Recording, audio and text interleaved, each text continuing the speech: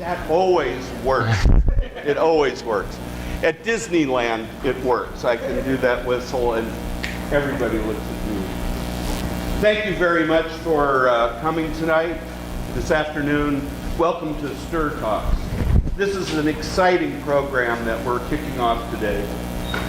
The idea came to me as I was reading an article about a program begun by some colleagues at the University of Texas Tarleton Law Library, a program which they called Tarleton Talks.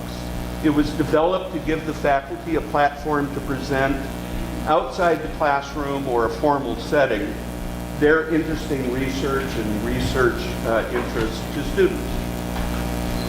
The library has always seen itself, in part, as a vehicle for sharing new research and scholarship with our patrons. And this is why we mount exhibits in the library. You ever wonder why we have all those boxes around? It's our way of sharing faculty writings and interesting news with students. We see these talks as a platform through which we can share with students the good and interesting work of our faculty.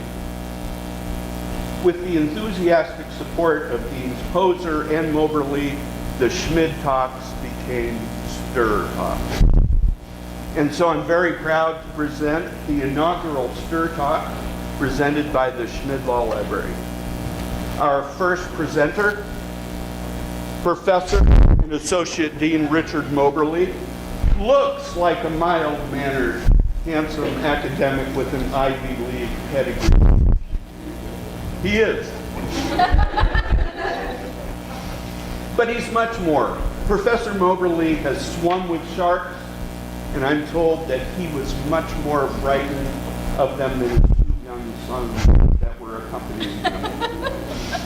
It has also come to my attention that Professor Moberly has said that he once worked in a psychiatric ward. Well, that's very impressive until you learn that many of the residents in psychiatric wards describe their visits and their stays at the psychiatric wards as working. But seriously, Professor Moberly is a serious scholar who is following a family tradition. His father, Professor Robert Moberly, has had a long career in the legal academy, most recently as now Dean Emeritus of the University of Arkansas School of Law. Our Professor Moberly graduated from Emory University and claims that he still bleeds orange and blue, which is fine with us because since Emory doesn't even have a football team, he can bleed scarlet and cream in the fall without any fear of betrayal. Although he grew up in Gainesville, Florida as a Gator fan, and there's that orange and blue that he has to deal with in his own conscience. Professor Moberly went on to earn his law degree from Harvard University School of Law, where he apparently did pretty well. He was an editor on the Law Review, among other things. After law school, he went on to a successful career as a judicial clerk and a successful practicing lawyer before he found our little wonderful corner of the legal academy. And we couldn't be happier that he's here and that he found us. But of all things, would you ever expect Professor Moberly of being a subversive? Well, when you hear what he's about, what he's working on, and what he's going to talk to us about, it's going to make you wonder. He's been spending much of his professional life pondering the virtues of betrayal and secrets. No joke. Now, we all know that there are some things about our government and foreign service and what they do that we citizens simply shouldn't know about, such as information about national security and the safety of our citizens and government personnel abroad. But there are times when, for the common good,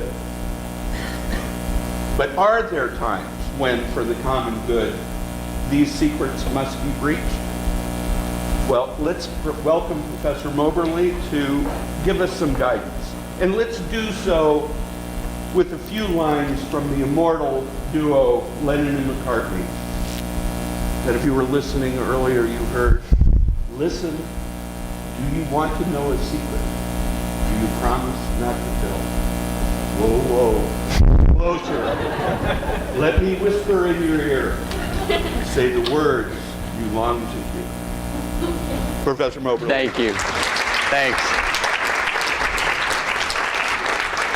Thanks. Well, thank you, Rich, and the Schmid Law Library. I want to also thank Professor Timish. I understand he was under some enormous peer pressure to be let out early, and I'd like to think it was because of me and not just to get out early and have beer, but thank you very much. I'd also like to thank Molly Brummett and Lori for their subtle, very subtle promotion of this event. I understand I have about an hour and a half to talk before we start serving beer again, so I should probably get started. But before I start, before my actual 15 minutes kick in, Molly, get your hand off of that start button yet. I want to explain a little bit about faculty research, and Rich described it a little bit, but students, I think, see professors mainly as teachers.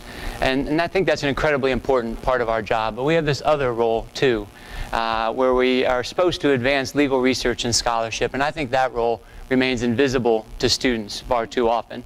You know, for example, we've had 2 law professors in the last 5 months testify in front of Congress.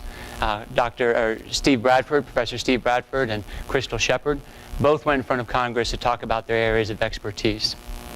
Kevin Ruser, the director of the Civil Clinic, has written a manual on how the criminal law affects immigration decisions. And that manual is being distributed to every public defender in the state of Nebraska.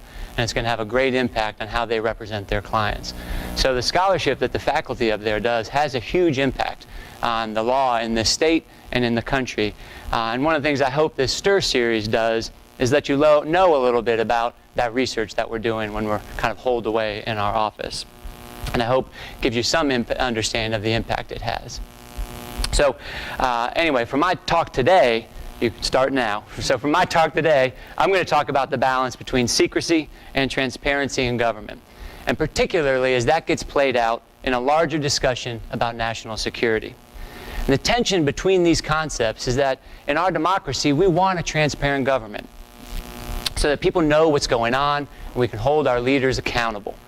But the government, as Rich said, needs secrecy at times, especially when it comes to national security. And my specific interest is how this tension plays out in the way we think about insiders, people who expose inside information about the government. And so when we're concerned about secrecy, we call those people leakers. And today, regardless of political party or branch of government, everyone in Washington, D.C. is outraged by national security leaks. Congress members were up in arms about supposed White House leaks related to the details of the raid on Osama bin Laden's compound or on U.S. involvement in cyber warfare in Iran. But President Obama, not to be outdone, has prosecuted 6 federal employees under the Espionage Act for leaking national security information to the press. That's double the amount of prosecutions of all previous administrations combined. And in fact, Obama sees this as a political selling point, noting that he's tough on national security because of it.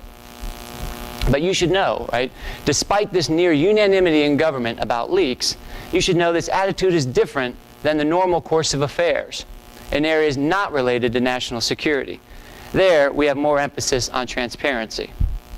And when we do, we often call those insiders who disclose information something different. Not leakers, we call them whistleblowers. And we're excited when they blow the whistle because they increase transparency. They expose fraud on the government. They identify tax cheaters and then nuclear safety problems. And in fact, the law generally supports whistleblowers. The law enforcement needs their inside information. They save lives and they save money. And the law supports them by giving them protection from retaliation, by requiring government agencies to have hotlines where people can report tips anonymously. The law, in fact, will protect them if they report internally, if they go externally to a regulator like Congress, or even it'll protect them if they go to the press, the media. So to put it bluntly, generally when we think about secrecy versus transparency in the government, transparency usually wins.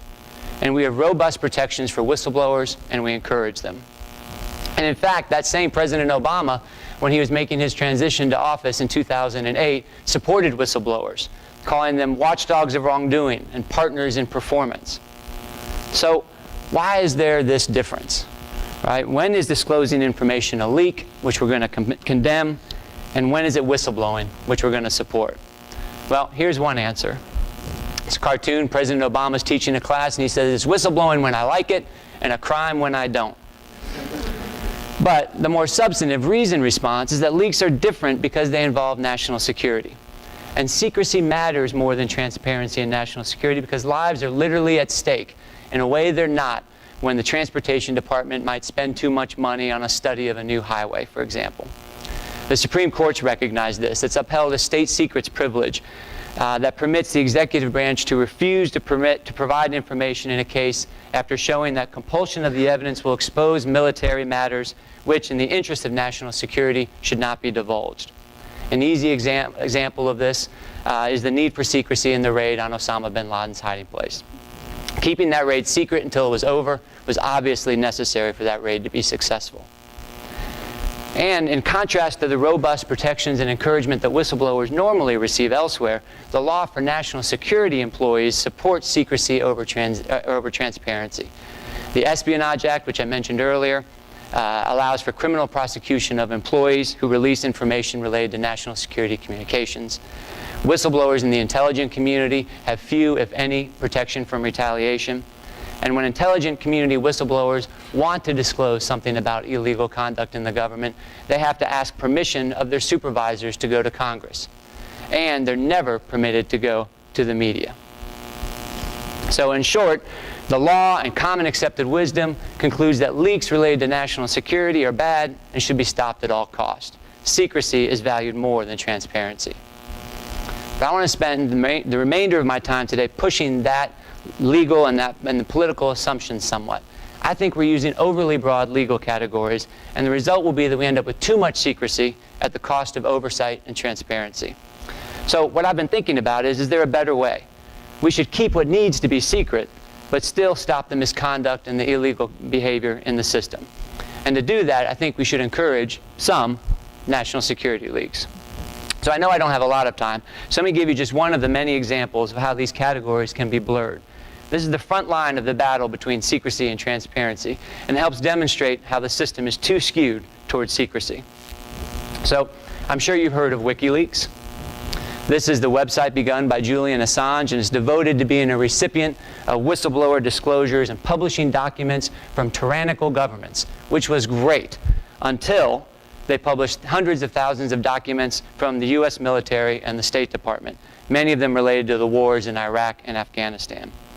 The material that was published by WikiLeaks, or disclosed by WikiLeaks, was mostly classified, and it was allegedly uploaded to WikiLeaks by an Army private named Bradley Manning. Politicians fell over themselves to complain about the damage to national security caused by the WikiLeaks release, and the U.S. government's now prosecuting Private Manning. It made national headlines, hugely embarrassing for the U.S. government. But with the benefit of a few years of removal from the initial controversy, I think we can learn several lessons about secrecy and national security from WikiLeaks. So first, I believe that concerns about threats to national security are often overstated. Despite a lot of hand-wringing and accusations that WikiLeaks hurt national security, there's not been any evidence to support that allegation. And in fact, we've seen this type of thing before with the Pentagon Papers, in which Daniel Ellsberg released thousands of pages of classified information about illegal conduct in the war in Vietnam, and he sent them to the New York Times. And in that case, it went all the way up to the Supreme Court. You may be reading it in con law. The Solicitor General gave 11 reasons to the Supreme Court on why publishing the Pentagon Papers would harm national security. Well, that same Solicitor General, several years later, admitted none of those came to pass. And in fact, because most of the information was 4 and 5 years old, there was no damage to national security caused by that. And the consensus among secrecy scholars is that government officials frequently use national security concerns to stifle free speech, even when little actual danger is present. Second, The government engages in massive overclassification of information as secret. The WikiLeaks State Department documents revealed the following stunning national secrets. Muammar Gaddafi had a, quote, voluptuous blonde nurse that he hung out with. Italy's prime minister enjoys partying hard. That's directly from a State Department cable, classified State Department cable. And this overclassification problem explains why national security likely wasn't hurt by the WikiLeaks release. The information in most of the upload was not secret and didn't need to be classified. So here are some numbers for you. In 2010, the federal government classified almost 77 million documents, a 40% increase over the previous year. Currently, over 1 million people have the authority to classify information as secret, and over 4.8 million people can access that information. Each of those government officials has the incentive to classify information as secret rather than leave it unclassified. They're unlikely to get in trouble for wrongful classification, but the consequences of releasing a real secret can be severe.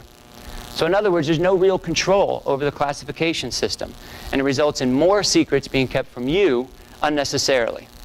Every study that's ever been conducted of the system by Congress and by outsiders has concluded that overclassification of secrets is rampant, and it's often used to hide embarrassing and illegal conduct rather than protect real secrets. Third, cracking down on leaks not only affects the free speech rights of citizens and employees, but also the First Amendment guarantee of a free press. Reporters need anonymous sources and people inside the government to break stories that benefit us all. WikiLeaks demonstrates that the internet is the new media with its own important free press protections. And as important, the internet is also where the newspapers go to get news. The New York Times combed through hundreds of thousands of WikiLeaks documents to report their contents to the public. And that same paper relied on whistleblower sources to reveal domestic warrantless wiretapping of citizen phone calls, the use of waterboarding and other purported extreme interrogation techniques that some might call torture, and the targeted killing of foreigners by U.S. forces after approval by President Obama. Without sources confident in their ability to go to the press, we wouldn't have found out about major government efforts that, at a minimum, skirt the boundaries of the law. And without that knowledge, we would not be able to debate as a democratic populace important policy decisions, such as how we should fight the war on terror. Finally, and perhaps most importantly, WikiLeaks, similar to the Pentagon Papers, revealed arguably illegal conduct by the U.S. government, such as the alleged summary execution of a civilian family in Iraq, including 5 children under the age of 5 and a 74-year-old woman. Other documents revealed that detainees at Guantanamo often were kept there on the basis of weak and seriously flawed evidence. Among the potential illegal conduct disclosed by WikiLeaks upload was a video taken from an American Apache helicopter in Afghanistan, where the helicopter is shooting and killing men who appeared to be simply loitering on the street. It turns out that 2 of the men were journalists for Reuters carrying cameras. You'll see them identified in the video. The official statement on this incident initially listed all of the men as insurgents and claimed the U.S. military didn't know how the deaths occurred. In fact, the government refused to admit that at least 2 of the killed men were innocent at all and refused to release the video to Reuters. But then it was uploaded to WikiLeaks, which posted an 18-minute version of it on YouTube. It's called Collateral Murder. So here's a snippet of it.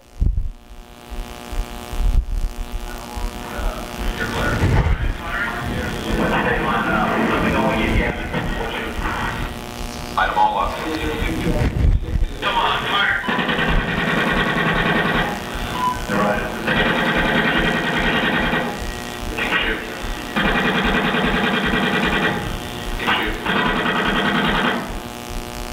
It's pretty powerful.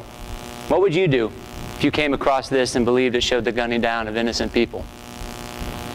Now, to be fair, this video was edited, and it was edited to present the incident from a certain viewpoint.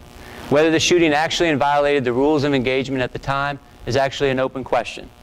And for WikiLeaks generally, the documents released likely caused some fallout for the U.S. internationally. But at the end of the day, the cost of the WikiLeaks release to our national security isn't clear or obvious. And certainly the citizens learned a lot more about how the U.S. government operated, including engaging in potential illegal conduct. Now, Private Manning's being tried, and my guess is he'll be convicted. And this is how it goes. Insiders who release information often have to break rules and violate laws to get important information to the public. And because the consequences for whistleblowers are so severe, I don't think it happens enough.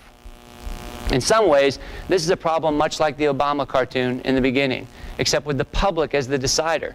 We want people to blow the whistle when it's in our interest, when we like it. But we don't want them to reveal secrets that could actually hurt national security. And it becomes extremely difficult to answer how best to balance secrecy and transparency in order to encourage the right type of whistleblowing, but discourage leaks harmful to national security. So despite this difficulty, I think the law ought to permit illegal conduct, and it should not permit illegal conduct to hide behind a veil of secrecy in the name of national security. People should be able to blow the whistle on the government's illegal behavior as long as they do it responsibly. These competing concerns require a nuanced approach, but we don't have nuance. Right now we have all or nothing, transparency or strict scrutiny. So here are 3 suggestions that I think would better balance secrecy and transparency. First, intelligence community employees should be permitted to report illegality directly to Congress without having to go through their agency. It can too easily cover up embarrassing behavior. Congress could then fulfill its constitutional oversight responsibilities by investigating illegalities on behalf of the public. And, in limited circumstances, that whistleblower should be able to go to the press, such as if Congress refuses to act or the information was improperly classified in the first place in order to cover up something illegal.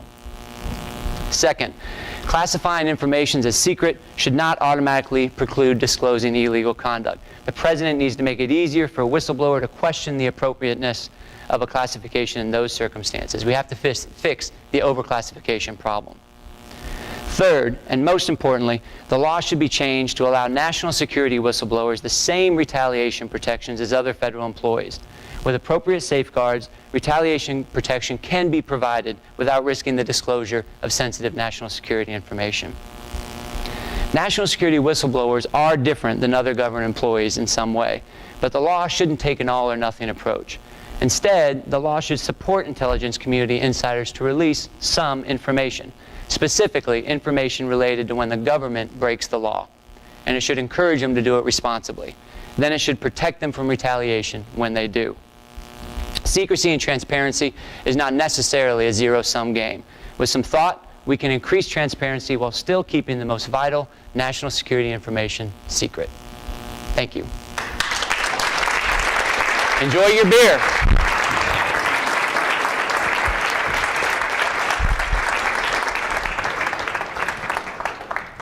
The official time, 14 minutes and 69 seconds.